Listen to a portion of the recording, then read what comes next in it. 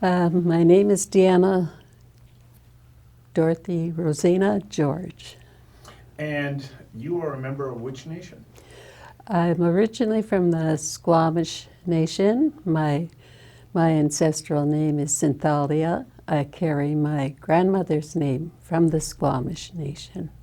And at what point in your life did you then become a member of the Tsleil-Waututh? When I was married to Ernest Ignatius George, who became our hereditary chief, and we were married in 1958. How'd you meet him? Do you remember meeting him? Mm. I Because guess, at some point you met him and fell in love, right?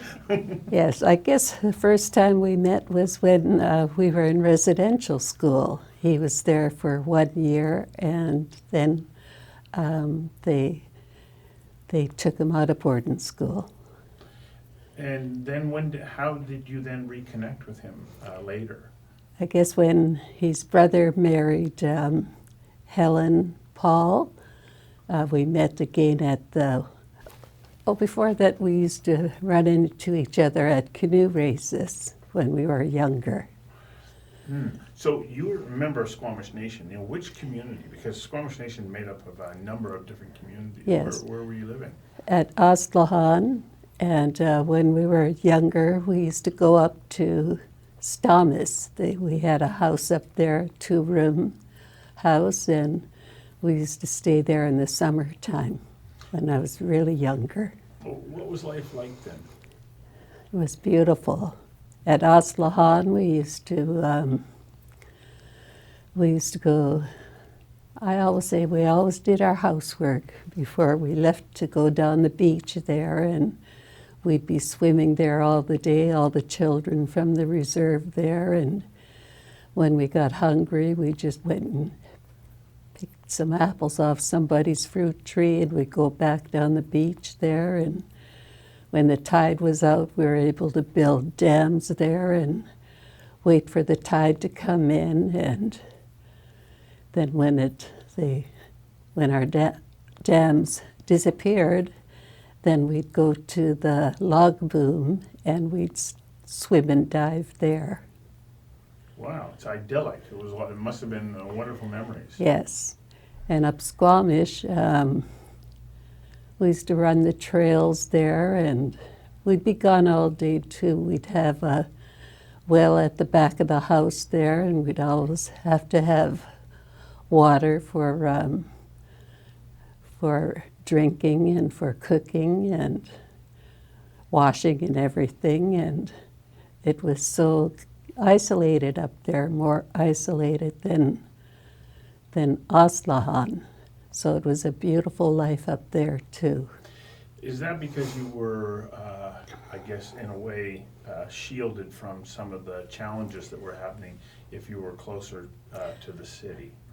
I guess so, because I think my mom used to talk about the ladies. They'd have to not drive, paddle the canoe there, and get the essential foods that they needed and come back again. So you got to live in this wonderful place. How old were you when you married your husband? 19. 19. Mm-hmm. And that's when you moved?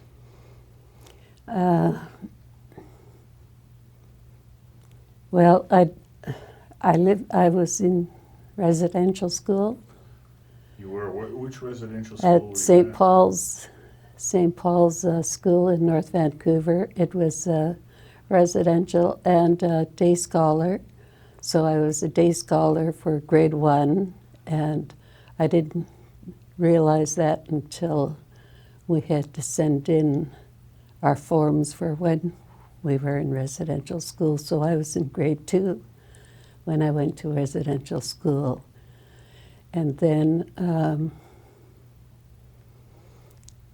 I guess it was 1955, I believe. Then we were sent up to Kamloops Residential School. So I was there from grade 10 and halfway through grade 11, then came back home to Oslahan. How was life for you when you were in residential school? Oh, it was, well, we missed being home, you know, and when I think about it, we really didn't get that much schooling. We had, well, we missed quite a bit by having to take turns, you know, cooking in the kitchen. This was from grade 1 to grade 8. And we did all our chores, and we never had homework. So I realized, you know, we didn't have that much. We had to do all the housework and, you know, the cooking for the children. And we had a supervisor, one of the nuns kind of told us what we were supposed to do. And Kamloops, it was different. It was a much bigger school. I was really overwhelmed when I went there. I must have been about 15, 16. Yes. They had ladies from the reserve there that were the head cooks, and they had a big farm where they had cows and everything, so that was really different for us. They had horses. And did you understand or realize at the time why you were at a residential school? I was sent there because my father had passed away. He died in 1950, December 29th, 53. And they just realized that my brother and I weren't in school, so they sent us up to Kamloops. That must have been hard. Yes, it was, yeah. You know, I did an interview with Chief Dr. Robert Joseph, you know, with Reconciliation Canada, and he said that residential school experience, the hardest thing for him was that he was suddenly in an environment where there was no love. Did you experience that? Yes, yeah, because my parents were loving people. They, you know, we always got hugs from them, and, you know, and at residential school, you were, well, you just had to get your chores done and then go to school or get all your work done, and there was a lot of rules to follow, and if you didn't follow the rules, you know, you got punished for it, or some really got beat up, or really got treated badly. And I got the strap a couple of times too, and that was for, you know, little things like if you're talking when you weren't supposed to talk, or, yeah. When you left residential school, coming back to your culture, did you start to, like, say, okay, what is my culture, and where do I, you know, belong, and how do I reestablish who I am and what community I'm a part of? Well, we were always treated different, you know, from even, like we lived next door, well, right in North Van there, you know, and you always felt that you were different. And I guess my mother, well, my first job was at the White Spot in West Vancouver, and it was like I knew I was different then again. There was me and a couple of my cousins that worked there, but they weren't racist or anything. They, you know, they were good to us. But I left there and I went and lived off reserve with my sister, and I worked at a wool factory, and I didn't like it there. They were all Italian people living there, and they didn't speak English, and so I left there because I couldn't understand them, and my sister was way apart from me, so I went back home to Oslahan, and my mother married in 57, she remarried Frank Thomas from the Tsleil-Waututh Nation. So I went and stayed with her for a while because I come from a family of 11. And there was still, I believe, 6 of us at home when our father died. So when my mother remarried, I went and stayed with her up there for a while. He had a family of his own, and he had children that I had gone to residential school at St. Paul's with, so we all knew each other from the Burrard Band and Squamish. So I stayed with my mom there. Then I got a job as, called myself a nanny, looked after 2 children in Vancouver. And then my husband and I, Ernie and I met again, and then we got married in 1958. And we had 5 children. The first one was a preemie and passed, lived a day, and after that we were blessed with 4 more children. And we had a life of 63 years together, and he just passed 2 years ago. 63 years. Congratulations on a great marriage. Thank you. Were you able to then raise your children more in your culture? Because you weren't given the opportunity when you were younger to grow up in your own culture because you went to residential school. What were you able then to be able to, do to start to say, no, this is our culture, and move in that direction? Or was it still challenging to do so at that time? No, what we did was just, I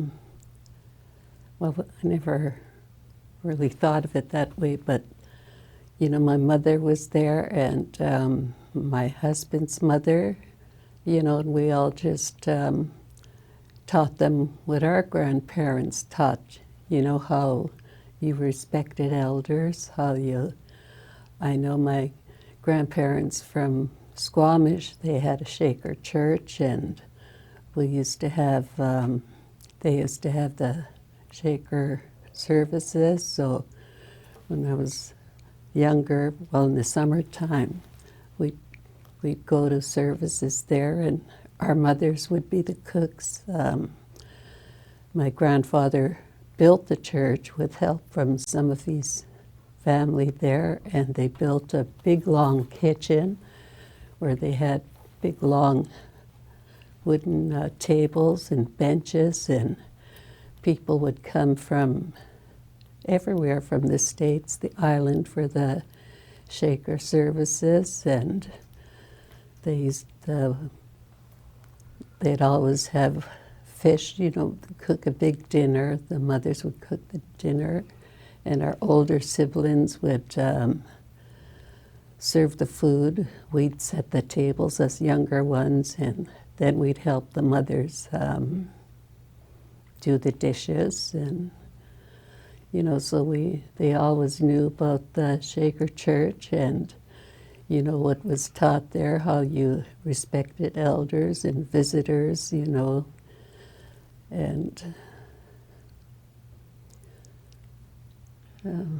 So in other words, you were living a life where you were part of a community. yes, yeah, You were important in that community. yes, And you yeah, felt important. yeah. And that's really what culture and community is about. And with the grandfather, he used to, I guess you'd call when we'd go out in public and do the dances, the drumming and singing. So we had a group, that danced for my grandfather, Isaac Jacob, because my biological grandfather, Chief Squatta Compton, he had passed when he was only 43 years old. So my grandmother had remarried, I think, 8 years later or so, to Chief Isaac Jacob. And that's the ones I was telling you about. They were the Shakers, and It was a good life. beautiful, yeah. Met a lot of people, and, you know, you learn to be kind, you know, because my father always used to say, you know, be proud of yourself, but don't have your nose up in the air. Don't be smutzing. You're not better than anybody else. They're all the same. But be proud of yourself and have your head up high. So you're not lesser than anybody else either. Right. Did you speak your language as you were growing up? None of us did. I come from a family of 11, and none of us spoke the language when we were young. My dad was Squamish. Her mother came from Nanaimo, and her father came from Nishka, from the Kincolith, and he had left there with his father when he was young, so he didn't speak the language either. So, Nope. Do you feel that you missed out on part of your culture because you didn't have your language? I definitely do with the language, yes. Because after I was married, it seemed like they were bringing out a lot about the legends, you know, and all the ceremonies we used to have. It'd start coming back. But I was in another community, so it was the same and yet not the same. Of those legends, which ones have the greatest meaning for you? The sisters. No. That's the first one I knew about. Can you tell me about it? Oh, it was a chief that had 2 beautiful daughters, and he wanted them to be remembered for all their beauty and their kindness, and, you know, really giving. And he wanted everybody to know them, so that's how the sisters got their name. There's many interpretations, but that's the one I remember. It's a nice legend, isn't it? Mm-hmm. And those legends are important in understanding one's culture and who we are. Yes. You found that. Yeah, we had at Stoutness, there's the Chieftain Mountain, and they always told me that was our special sacred mountain. So they always told us you can't point, so I still do to this day say a little prayer when I pass there. So coming back to your language, are you learning the language of the Tsleil-Waututh at this point in your life? I'm trying, but I know I got some good teachers here. As you start to discover the language, you know, what does that mean to you?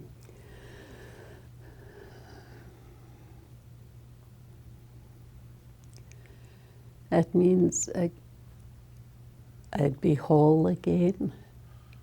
Because when I'm out, especially I'm the elder at VCC, and it's a lot of English second language, and I can hear all these people, you know, speaking their own language there, and I just wonder, you know, I wished I had learned it when I was a child. You said something very interesting there, that you said that you would feel whole Yes. by learning the language. Can you explain to me what you mean by that, by feeling whole? Just that I really feel that there's something missing when you don't speak your own language. And it just would fill me right up, you know, to know that Canada was ours first. We didn't, you know, there was no other languages spoke here. And just to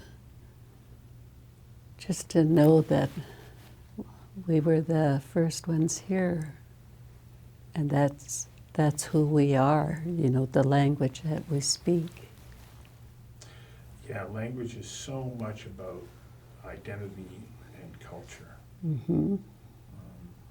I think it's vitally important to retain it. It So, is. how fluent would you say you are in your language now? I'm way down kindergarten. Well, you have to start somewhere. Yes. And tell me about your teacher. Who's your teacher? I think it would be Kalila. And how wonderful is it that you, and what's her relationship to you? She's my granddaughter. That's Leah's daughter, and Mike Wilson. Yeah. So how important and how wonderful is it for you that you're seeing your family bringing back the language? I just feel so proud. It's the Hunkamelam language, and I first start hearing it when my two daughters went to Musqueam to learn the language there. And I guess they still learn on their own, because they speak a little bit more when they're out in public. It's so, I just love hearing, there's a few in their generation, and the younger ones that are learning the language right now. I'm just so proud of them. And So I can't relate to the language element, but so my heritage is Scottish. And one time but I grew up completely removed from my sort of family heritage. But one time I was in a place and I'm hearing these bagpipes, and I went, oh. And even though I had no relationship to them, it spoke to a part in my soul. And I can only imagine what you're saying. You're going, I know this without even knowing it. It's a part of who I am. Do you have that feeling? yes, especially when you hear the drums and the singing and the language. You just can see your ancestors, dancing and singing and speaking the language. It's a remarkable feeling, isn't it? It is, it's beautiful. Do you get emotional? I used to, Yeah. but I know it's coming back, and that, I guess it does make me emotional, because now, I'm thinking about it and hearing it more now. Like we were at my niece's wedding reception over on the island, and her mother came from Bella Bella. I can't say their Indian name for Bella Bella. And the husband came from New Channel, and that's different too. And they had all the different drumming and singing and dancing and Squamish. We had my nephew, leading us in with the Squamish song, and it just, really made me feel really, my heart was really full. Well, look at how you're smiling as you're describing that. It's a great, Yeah. great thing, isn't it? It was a beautiful day. It was so good. So when you look ahead and you think about your daughter and your granddaughter's future, and I'm sure you're going to have grandchildren as well, and you think about their future, does the future look bright? Yes, I think our leaders right now are really, walking the two worlds. They had grandmothers too that taught them well, and learning more by the living experience and the education, and just bringing it all together, and letting people know who we are With pride. with pride. That's important, isn't it? Yes. You know, you talked about that, your first job at White Spot. Mm-hmm. And you said, I just felt like I was not a part. And we want to live in a world where everybody feels, Mm-hmm. as you say, whole. And do you believe that that is in our future? Yes. And learning the language and embracing culture. Yes, Really and good. Yeah. and they brought back legends. You know, they're teaching it to our children. You know, from I guess our daycare or kindergarten, and they're learning how to drum and sing. I know my grandson is our cultural worker he's learning too as he's going along. You know, just having the kids just love him. He tells me, you know, what happens when I go and stay with them, with his mom sometimes, and he'll talk about his work, you know, how the kids, you know, drum and sing and dance. And I said, do they really dance? And he said, yeah. And I guess one of my great-granddaughters, she's the youngest one, and when they're going off stage, she always turns around and she's still dancing going off the stage, and that's Iris. Isn't it wonderful to experience that? Because you weren't allowed to do that, were you? Right. Yeah. Well, is there anything else that you would like to share? Just having the ceremonies back again, you know, there's, you know, having the puberty rites and, well, the weddings and memorials, you know, it's all what we all practice and that or do today. And Within Tsleil-Waututh Nation, I don't know this, but do you have potlatch as well? yes, they have, when they have namings, you know, they do the work. They have speakers there and someone who runs it, you know, make sure everything gets done. And they have the dinner and giveaway, and in Squamish they do the same too. Yeah. It's wonderful. Thank you very much. Pardon? Thank you very much. Thank you. Aichika.